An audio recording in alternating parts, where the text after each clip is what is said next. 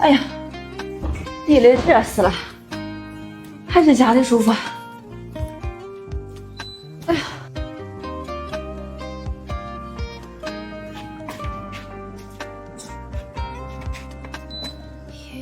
妈，你怎么把空调关上了？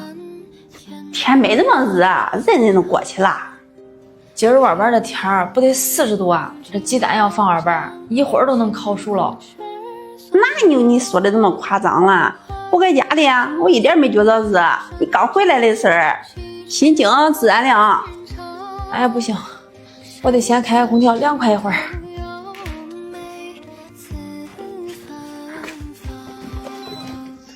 我说了，我不能开了，不能开，我年纪大了，腿疼啊。那你可以上你屋里先待一会儿哎。